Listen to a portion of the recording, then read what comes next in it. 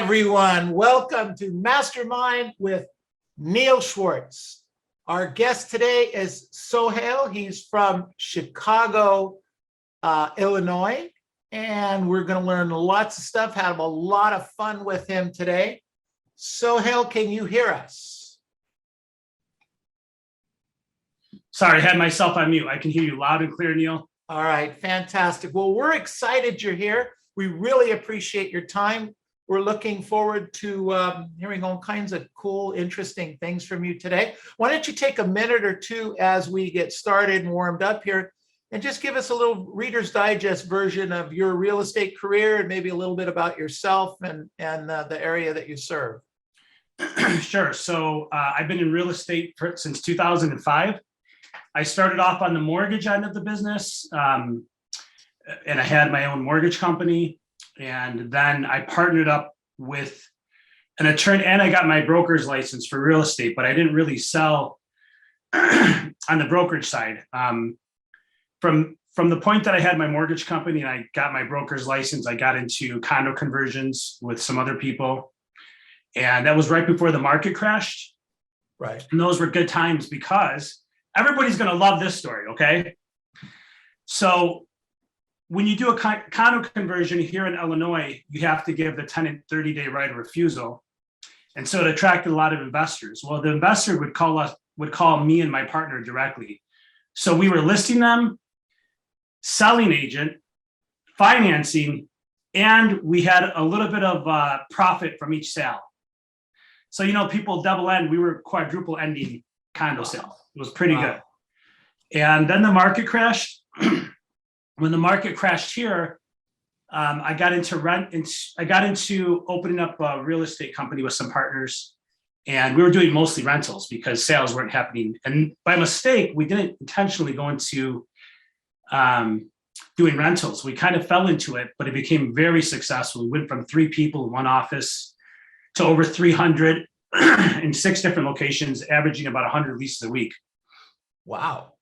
Yeah. And so that was an exciting time too. And then in about 2010, 2011, I had issues with partners and I ended up just shutting the company down and taking a small team over to Sotheby's International Realty. And then I got into coaching with a great coach at the time.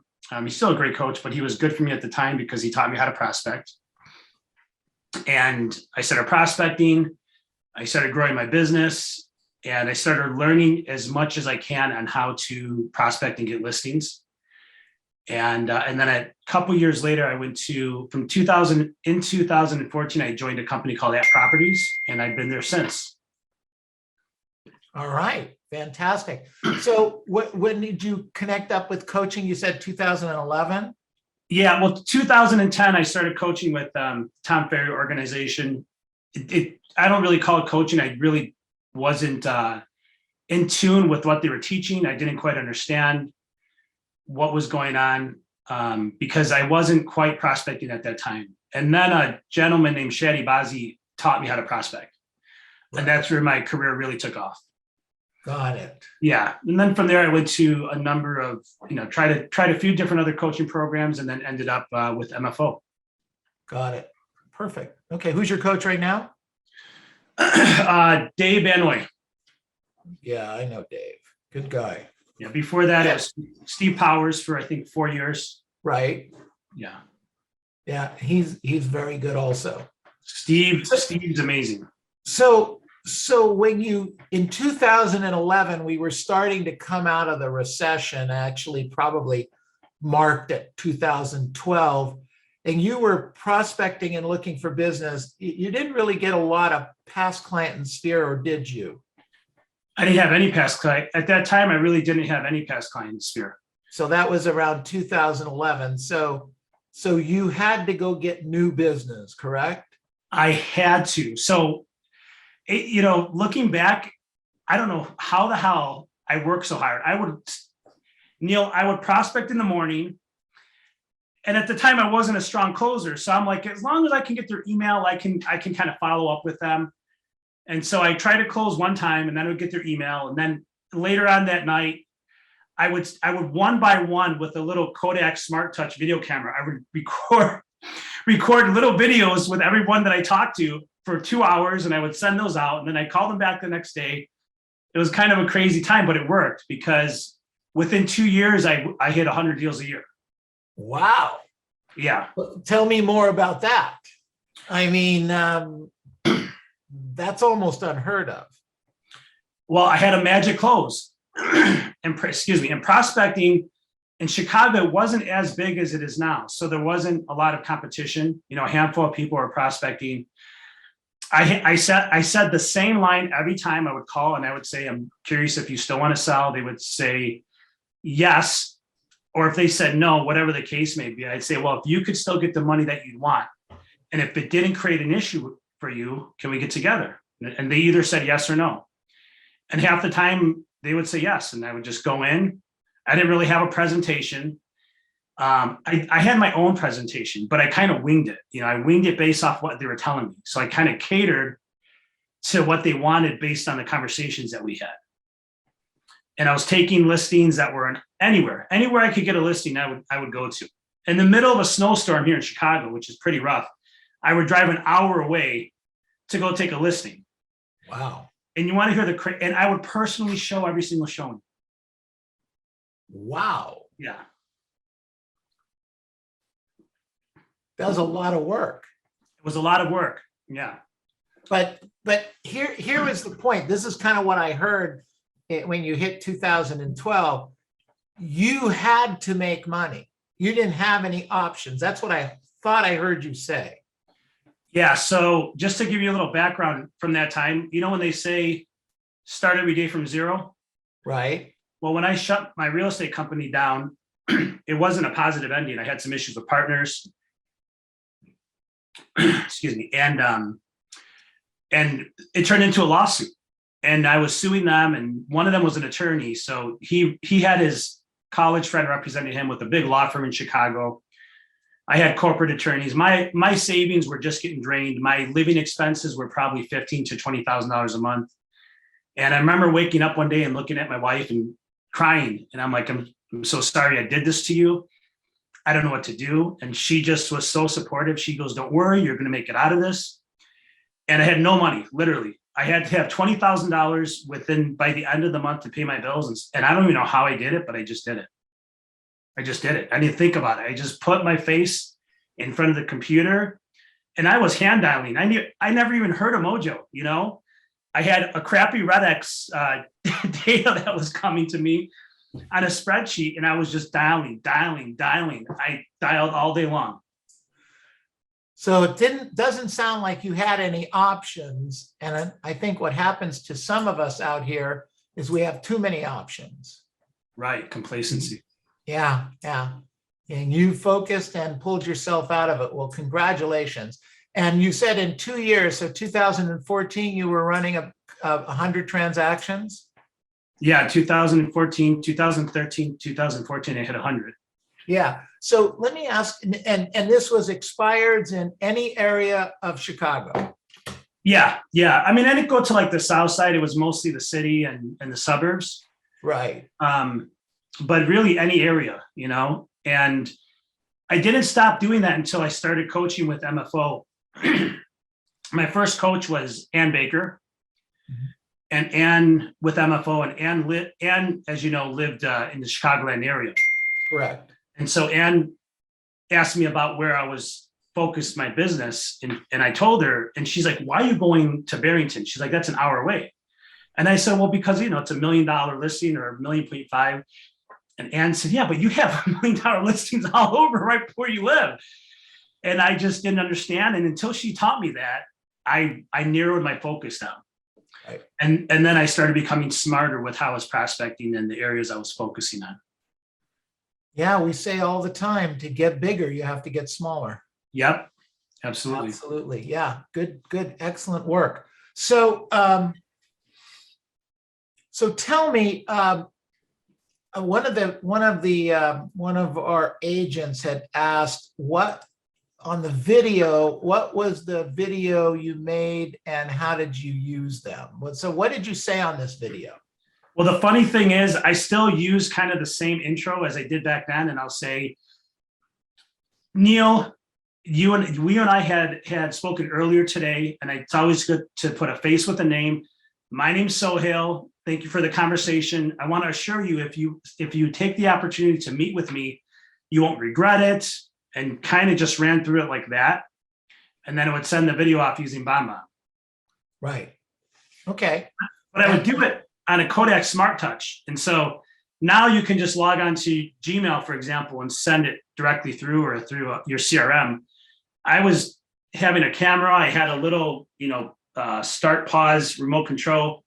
I would do the videos and I would upload them and I would edit them. And it was, oh my God. Yeah. So you were going to work and you were going to make it happen no matter what, is the sense I get from you. I did. Right. Absolutely. Right. I was very driven. I didn't have any other options. So I had to do it. Okay. Got it.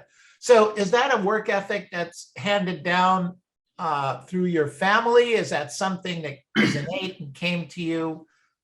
Did you build on something like this? Were you a world-class swimmer? I mean, those are great questions. Actually, I had a great childhood, and my dad was a hard worker. He's an international architect, very disciplined person. And so I think I gained some of that from him. But to be candid, I hit rock bottom 3 times. One of them was coming out of that situation I told you about. And when you hit rock bottom, something happens to you. It really does. If you hit rock bottom and you get to a very dark place and you can bring yourself out of that, it changes you. It changes the way you think. It changes the way that you deal with issues, with your emotions. And having gone through these times when I hit rock bottom, if you hit rock bottom so low to the point we have nothing, and at one time in my life, I literally was at a very low point. I told God, right? I said, if I can just get out of the situation, I will work at McDonald's. I don't care. And that pushes you, or I should say, just launches you into a whole different perspective. Do whatever it takes. Whatever it takes. Whatever Absolutely. it takes. It's a great. As the saying goes, people only change from one of 2 things: pleasure or pain. Mm-hmm. Pain is much more powerful than pleasure. Yeah, and it sounds like you had an abundance of pain. And I'll tell you this: most of the people on this probably have not been through what I've been through. Very dark places. Wow. And if you go there and you get out of it, you never want to go back. So. Right. I never forget about those times, because whenever I'm going through something, I just think about that and everything just changes. I want to door knock a house and maybe I become, I pull up in front of the home and I start having negative thoughts. So I'm going to bother them. They're not going to want me to knock.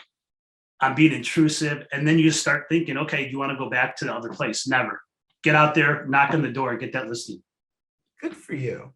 Yeah. That's great. Great thought. Fantastic. Appreciate it. Yeah, so let's talk about the year of the 100. So mostly expired, right? All expired, canceled, and some FSBOs, but mostly canceled and expired listings. Yep.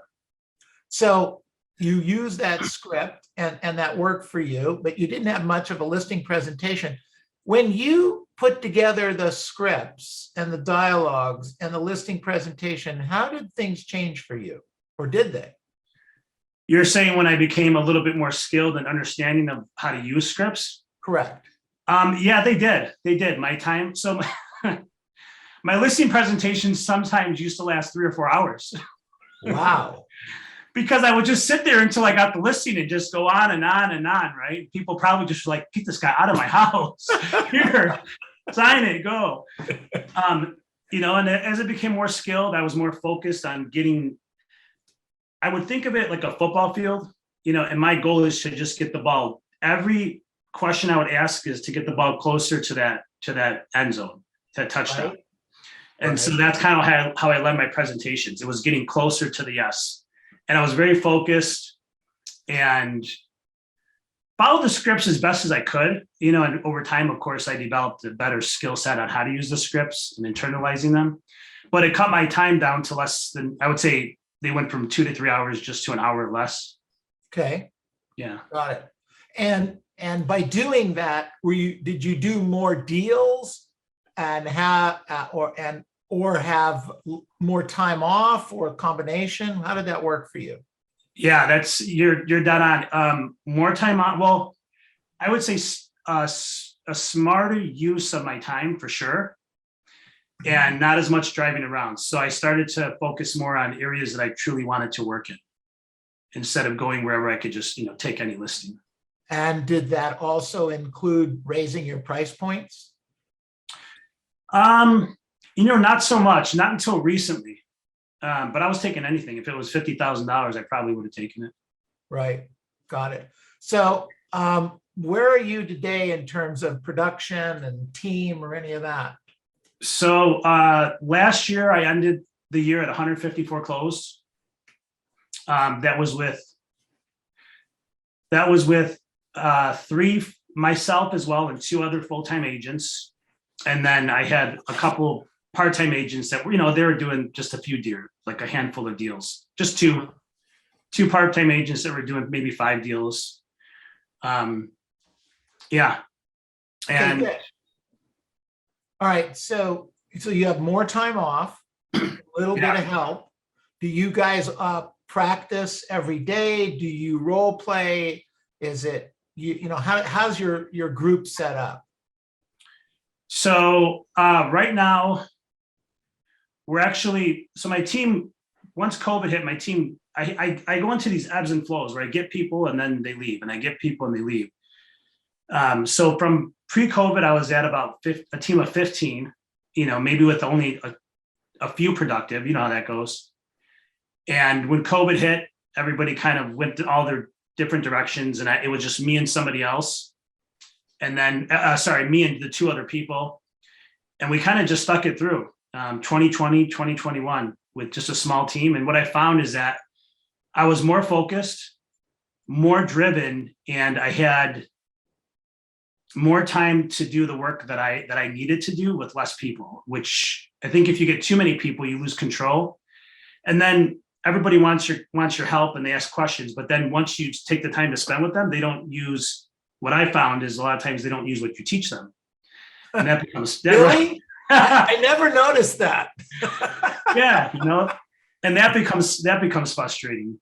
So I believe that you don't need a big team. You got to slowly build it with really good people, and allow those people to develop the ability to close a lot more deals. Then you don't have a diluted business where there's a bunch of agents and they're not making that much money. I'd rather have a small group of people and they're all very profitable, and then you have more control. And as of recently, we've actually focused more on becoming a true business and a true team. And we hired on a business consultant that's been taking us through the EOS process.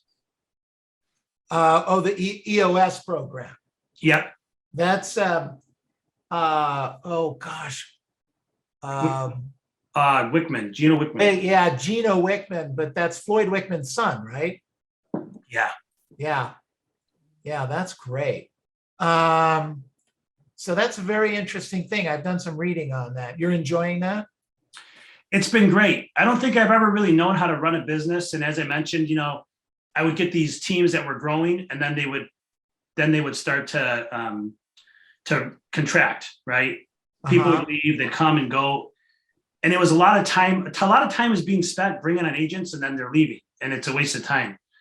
So with the EOS, I learned how to hire the right people using specific tools, running a business, developing a leadership team, running the business based on simple principles, six simple principles, developing core values. The core values are great. You hear about these big companies, they have these core values, but if you don't really understand them, you can't develop them. Once we understood what our core values were, and that we can use those core values to hire, to fire, who we want to work with, having the right people in the right seats within the team has been super productive as well. That's great. Fantastic. Well, maybe we'll have you on to talk about that in another one of these. Definitely. Yeah, that'd be great. So business is coming from where now? I don't know about your market. Our market, not a lot of expireds anymore. How about you guys? So that's a, yeah, I went from logging on to my Mojo and looking at my canceled expireds every day. Usually in a normal market, it was 20 to 40. Now there's probably 2 or 3, maybe 5 if I'm lucky. Right. So I'll hit those really hard.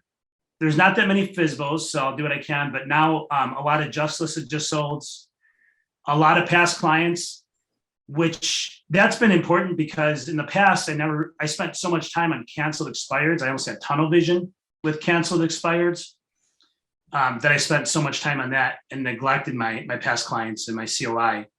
So now I'm spending a lot more time on my past clients and my COI. And frankly, it's easier, it's more enjoyable, and we're still doing well with it. Good for you. Good job. How many people in your past client and COI base? We have about 1,500. Okay. And so that's interesting. You did 154 closed deals. Where did most of that business come from? Past client and COI? No, it's still, so it's 60% were still canceled expireds. And then I would say about 30 to 40% past clients. And then we've had some, a few internet. We're talking about just seller leads, right? So a few internet seller leads like Home Light and Fast Expert and stuff. Got it. Okay, excellent. So on the 1,500 past client and sphere, how many of those do you think are people that really know you and you know them? All of them. Okay, cool. Yeah. Tell me how did you develop that? So from my canceled expireds. So even if they wouldn't list with me, I would still put them into, and I talk to them. I would still stay in touch with them. And the funny thing is, I'll give you an example. In 2015, I did a listing presentation and I didn't get it. And frankly, it was priced too high. Last year, I did another listing presentation with her because she's been through 5 different agents. Nobody sold it. And she finally listened to me. She took it at the price that I told her to list it at, and we sold it within 30 days. So I think that just staying in touch with these people, a lot of, if you don't get the listing, you kind of throw them away, you write them off. But for me, I don't. I put them on an email campaign. I have viral marketing, so they'll get my viral marketing videos. And if that other agent doesn't sell it, I'd say there's a good chance that they might come back my way. Got it. Okay. So a percentage of those 1,500 are those kind of people expireds for sale by owners, right? Yeah. So what would you say is your superpower? To be a logical thinker, right? Tell me more about that. What does that mean? So a lot of times you sit with somebody and you try to create the story on a listing presentation of why they should hire you. Even if you're following the MFO listing presentation script, they're going to take you off track. They're going to start talking about whatever, their grandkids and so. And I try to bring it down to straight logic. I'm a driver personality. And so when I meet with them, I try to just focus on, again, getting that ball closer to the end goal and just sticking to my end result, which is focused on getting to the point. I don't like to get off track. I don't like to get into different stories, but leading up to my listing appointments, I reach out to them a bunch of different times. So I'll email them. I'll send them a bomb video, what to expect when we get together. I'll call them back and make sure they got it. I might send them a text here and there saying like, hey, really excited to see you next week on Monday. Just so you know, we put another contract in the neighborhood, another home in the neighborhood under contract. I'll tell you about it when I see you. Just these little outreaches, which are adding validity to so my goal is when I get to the point of meeting with them, that they're ready to sign. And then I get a little personal once they sign, I start to develop that personal touch. I want them to feel comfortable. I want them to really get to understand who I am. And so people are like, well, how do you do that if you don't have these conversations? Well, prior to us meeting, I have conversations with them about just life before we get to the listing appointment. We get to the listing appointment, it's business. I'm focused. I'm going after that listing. I've also used my core values, which are people first, service-oriented, fortitude, unequivocal excellence, humbly confident. And I'll send that to them. And I'll say, just so you know, here's who I am. These core values embellish who we are. It's good to know what kind of people you're working with. I'm a people first person. I'm service first. So you'll understand that when you meet with me, I'm all about service. The commission and everything else is just a natural ending to great service performed. And I kind of get them to understand that. So when I meet with them, my goal is to get them to know me as a person rather than just someone who's going after the commission. Good for you. Good stuff. I like that. I appreciate it. Yeah. So a big part of the conversation in top agents like yourself today is obsessive customer service. Okay, obsessed with customer service. How does that manifest itself with you? What does that look like if you were to try to explain it to us? Absolutely. So as I mentioned, so from the time I set the appointment, there's a few touches that happen before I even meet with them. When I meet with them, I do these little things. So my first listing appointment, I'll bring them a Sohail group candle, and the candle says, "I'm enlightened to serve you." After they sign with us, they get a coffee tumbler, Sohail group coffee tumbler with a thank you card. And it says, "Thank you for making the wise choice to hire our team. Sit back, enjoy your cup of joe. We got this." When we get an offer, we send them a Sohail group vendors list in case they need to fix anything. Once we get past the inspection and attorney review, they get Sohail real estate group boxes, Sohail real estate group tape, Sohail real estate group bubble wrap. So they're getting these little things along the way, and they love it. Like, I have clients that text me saying, "You're amazing. You've taken such good care of us. Like, you've been a blessing." I mean, sometimes that's worth more than the commission. And for me, frankly, it is worth more than the commission. The gratitude is probably more valuable than the commission. Interesting. So those are cool things that you do. Is there anything else that you do that's at the end of the transaction? Or well, also throughout the transaction, so the first week that they start working with me, they get three calls from me. I don't overload them. I just give them 2 updates. I ask if they have questions. Who else do they know that can benefit from our services? And I professionally on the call. So the first week they get a call like that on Monday, Wednesday, Friday. The second week, Monday and Thursday. The third week, Monday, Wednesday, Friday. The fourth week, they get a call Monday and Thursday. If we're not under a contract by then, and I'm still going twice a week, but then I may switch off to once a week with me, once a week with someone from my team. So we're overloading them with communication. And my goal is so that whenever they think about real estate, they're even throughout the transaction, they're constantly thinking about my team and I. So I'm sure that a number of the agents that are on this line are asking, what do you say 3 times a week? Here, let me just pull it up. So I use Brevity to manage my communications schedule.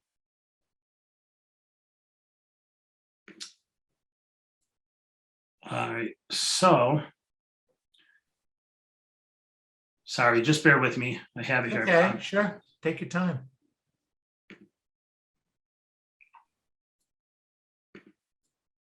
Inquiring minds want to know. Yeah, I'm happy to help. All right, here we go. Actually, give me 1 second. I'm just going to take this jacket off.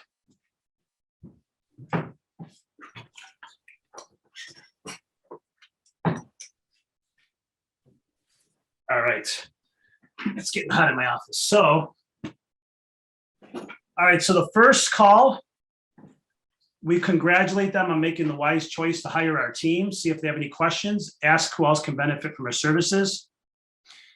Then they get a BombBomb video from me on what to expect. Is that pre-recorded or recorded new each time? I record it new each time. So they hear me saying their name, and I do that before I go on the listing presentation. So I've gone on a listing presentation and sent them a BombBomb video. And I said, Eli and Dina, I'm really excited to get to meet with you today. Just so you know, during the 15 to 30 minutes that we meet, my goal is to answer what will probably be the 4 most important questions that you're going to have. And you know what those are: price, terms, expectations. Then once they list with us, so as I mentioned, they get a congratulations call. Then they get the BombBomb video on what to expect next. Then I have one of my listings manager calls them and gets property notes, the details of the property, the age of the mechanicals, etc. Then I send an email out and I blind CC them to the top 100 agents in the area. Then my listings manager will give them a call and schedule photos, floor plans, and video if we do a video. Then she'll call again a couple of days later and she'll go over disclosures with them to make sure they're accurate. Then I'll call and see if they had any questions on the onboarding for my listings manager, and then see who else can benefit from our services. Once the listings goes live, my listings manager will send it over to them so they can review it, see if they have any questions. Then I'll call them and I'll follow up on that email to see if they have any questions and who else can benefit from our services. Then a few days later, I'll call them and I'll go over our database contacts and realtor outreach. Then the next call is going to be, I bought an open house. The next call after that is going to be on our paid advertising campaigns. The next call after that, we're going to go over the listing syndication process. The next call after that, I'm going to update them on the paid advertising campaigns that we launched. Sohail, how many calls is this so far, over what period of time? So this is over a 3-month period. Of course, if it goes under contract, it stops, right? I understand. But you've got this laid out for 90 days. I have, exactly. I have it. I don't want to think about it. How many times, like everybody's here, right? How many times do you have to call a client? And you're like, what am I going to tell them? I don't have any activity. Right.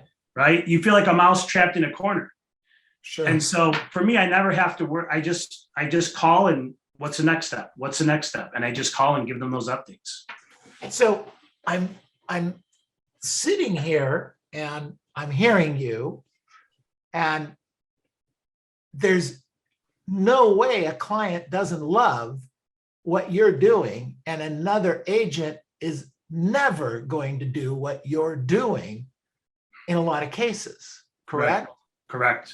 Correct. And that's really the difference between legend agents like yourself and average agents like average agents. Right. Yeah. Fantastic. And that's why you probably did your 100 deals in the first 2 years. Yeah. Yeah. Wow. Yeah, I've systematized it because winging it doesn't work. You're winging it. You don't know what to say. Then your clients are calling you and they're like, hey, I haven't heard from you, or what happened on that showing. So I've tried to put in place the processes and systems and the people to manage them along with myself as much as I can. Sounds great. You're doing a terrific job, beyond a terrific job on this. Congratulations. Thank you. Very, very, very cool. You open to taking a few questions? Absolutely. Very good. Okay, so I'm going to open it up. Sohail's got some time to work with us. Love to take some of your questions. Either just speak up or raise your hand. And go ahead, Matab. Hey, nice Matab. Hey, nice to see you, Sohail. How are you? You're a legend, and I miss you in the mastermind. I know. Invite me back. I will, that's for sure. Is there any way I can get I thought I was contacting my clients and current clients and letting them know, but this is a whole new different level of contacting. And I love the process of you don't need to think about it. Right. So, and I'm at the position now where, once you hit that 50 plus, you're like, by the way, I just hit it. Thank you. Finally. So I need to systemize that goes automatically without me needing to think about it. It's just a system. It's there, done. Boom. I love the fact you send those bomb videos also to let them know, which differentiates you. Is there any way I can get from you that list and maybe your bomb just to see how it's done? You know what? I actually spent 30 minutes with Danny Navarro. I don't know if you guys know Danny, on a Zoom yesterday. And so if you email me, I'll set up a Zoom and I'll screen record it and I'll walk you through everything I do. Oh, love it. Will do.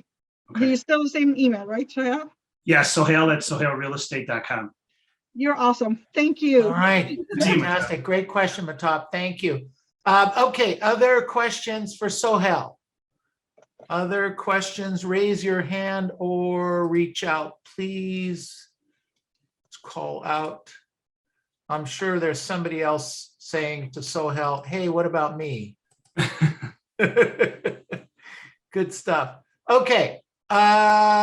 Sohail. Yes. What would you recommend to a newer agent to really ramp up their business today? You know, listings are getting a little more difficult to get. There's a lot more real estate agents. There's a lot less property. What would you recommend? So the first thing I would tell you is if there's not too many listings, really focus on just listed, just sold calls. Think about this. I've spent so much time on expired canceled, and it's been a very aggressive and competitive way to get listings. If I would have known how beneficial just listed, just sold calls or door knocks, whatever it was, I would have spent more time on that. I highly recommend, if you're an MFO, or Neil can get it for you, print out the MFO memory jogger for the COI. And if you haven't really spent the time to write out all the people that you know, all the people you can think of, do it. Hey, Aaron, ¿cómo estás? Muy bien, friend. How are you? Hold on. I'm doing great, thank you. Hold on. Hi, mija. Okay, so quería entenderte. Sorry about that. It's okay. I thought she had a question. She might, but not for you. So the memory jogger, that is a powerful tool. I've seen it so many times because so many coaches have it. Up until recently, I've never really utilized it. And if I would have, my business probably would have been a couple hundred deals a year, with little effort. All right, good. So describe the memory jogger for me. I'm not sure I know this piece. Oh, sure. So I don't know it as a memory jogger. Yeah, so it's basically everybody from your barber to your doctor to your dentist to your tailor to. Okay. I know what you're talking about. Yeah. Okay. Yeah. I got it. Yes. So it's got, I don't know, it's what, four columns, single spaced on one sheet of paper with everything you can think of. Everything you can think of. Yeah. Exactly. Yeah. Exactly. Okay. And don't be scared to ask for the business. That's probably stopping a lot of people from making a ton of money. Do not be scared to ask for it. Develop a script on how to ask for it. And think of a way to ask for the business where you're not coming off too salesy, where you're coming off with some value. I know everybody's like, well, how do I bring value? You bring value just by having a conversation with them and asking questions about them. And that will slowly engage them into a conversation that you can lead them into a conversation about real estate. Got it. Okay. Can I ask a question? Go ahead, Josie. Go ahead. Sohail, that was an excellent suggestion. Oh, thank you. Sorry. You said don't be afraid to ask them for the business. These people, when you did that, did you get their name, address, email address, and phone number and all of that? Unmute yourself, Sohail. For the memory jogger, yeah, these are people that you should know. For example, I have my dry cleaners. Every time I go in there, and by the way, I do little things like for Christmas, I send all these people chocolates or cookies for Christmas. So when I go in there, everybody, like I go to my bank, everybody wants to help me. They come rush over to help me. because I send them cookies and I talk to everybody and I'm pleasant, and I ask everybody how their day's going. So anybody that you speak to is going to be a potential client. And if they're not with you, somebody else is going to get them. So you might as well get them yourself. And if you're not friendly, if you're not curious about them, if you don't show an interest in them about their life, then it's going to be more difficult. But next time you go out, just start, when you meet somebody, smile at them, say, how's it going? How's your day? Be friendly, be kind. People will reciprocate to you. And I'm telling you, there's a law of reciprocity, right, Neil? You agree? 100%. So when you show an interest in other people, naturally, they're going to start to show an interest in you. That's right. Dale Carnegie, 101. So my Make question me feel was, important. do you ask them for their name, address, phone number, email, all that? Yeah, I mean, over time, right? It's hard to just walk into my dry cleaners and say, hey, John's the owner. What's your email? What's your phone number? But what I'll do is I'll go on there, I'll start talking to him. I'll ask about how business is, what he's been up to, how COVID's affected his business, for example. And then he'll ask me because he knows I'm in real estate, because I'm always in a suit. So that's another thing I would recommend. Always be ready and dress to impress. Mike always says, upgrade everything. And don't just do it because you think you have a listing appointment. Do it when you're leaving, when you're going out the front door of your home. Dress like everybody that you're going to see is a potential client. When you're dressed nice, people tend to attract towards you. And so when I walk into, and I wear really nice suits, and I walk into my dry cleaners, they'll ask me like, hey, what do you do for a living? Or, that's a nice suit. They'll just compliment, and then I'll just start talking to them. Or if they don't, I'll talk to them like, how's your day? How's it been? It's kind of hot in here. Do you guys get breaks? And I'll just make it about them. And then naturally they'll make it about me. They'll say, yeah, how about you? Oh, I'm in real estate. It's kind of crazy. Then that conversation will start. And then I'll ask, by the way, who do you know that can benefit from my services? Anyone that that's looking to buy or sell. And then from there, that'll naturally, either you're going to give them your card and you're going to ask for their information, but you can't, you have to strike it up, every conversation, make it about them. And then naturally they'll reciprocate and it'll come back to you. Got it. Make me feel important, Dale Carnegie, right? Yes, absolutely. Absolutely. Good stuff. Any other questions? I have a question for Sohail. Sorry to ask again, Neil. That's all right. You had gone to a very dark place, and I've been there. So I get you, Sohail. I understand you. For people who I know, there might be people right now on this Zoom meeting where they might be going also to a dark place and having a very, very tough time and thinking of getting second jobs. What would you advise them to do? You're going to be working wherever you go.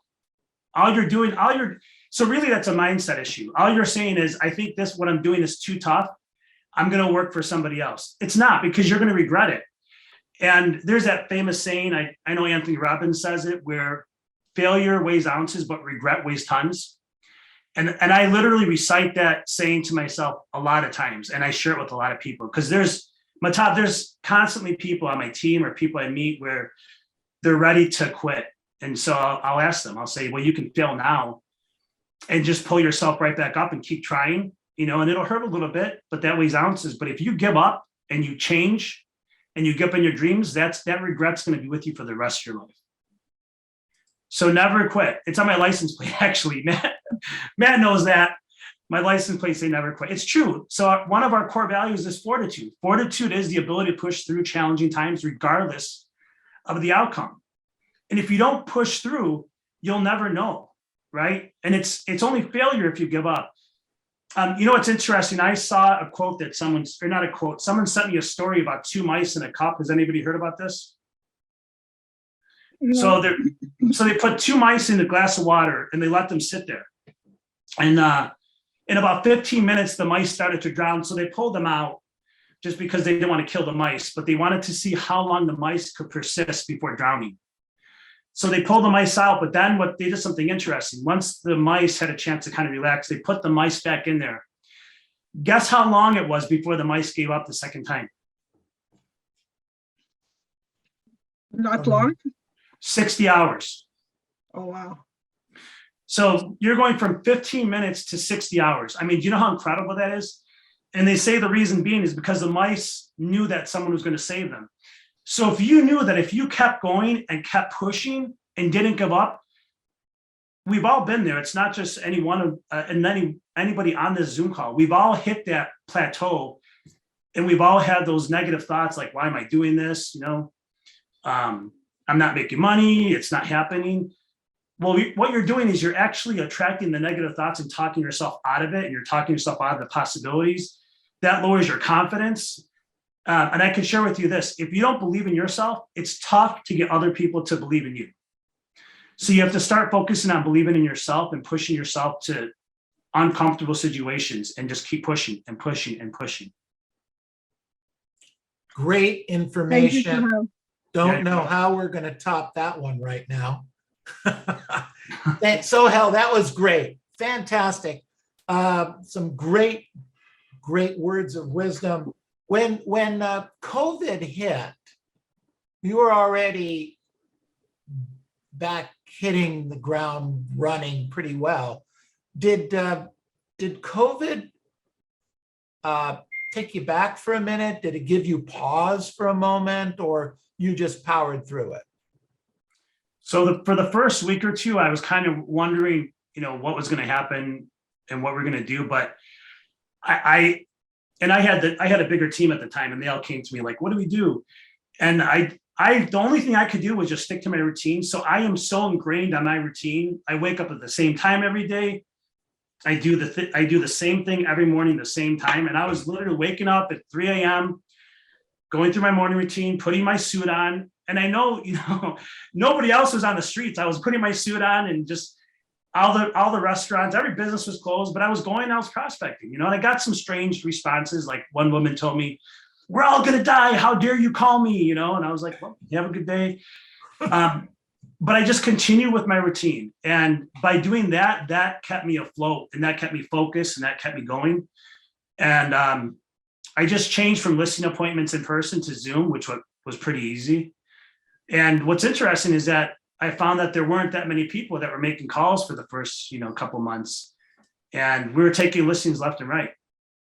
Yeah. We're still finding some people that haven't gone back to door knocking. Right.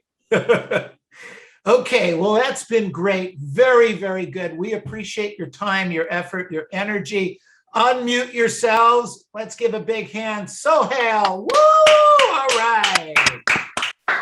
Karina, let's see. Alma, could you make sure that you post, if you haven't already, his name and contact information for us, please?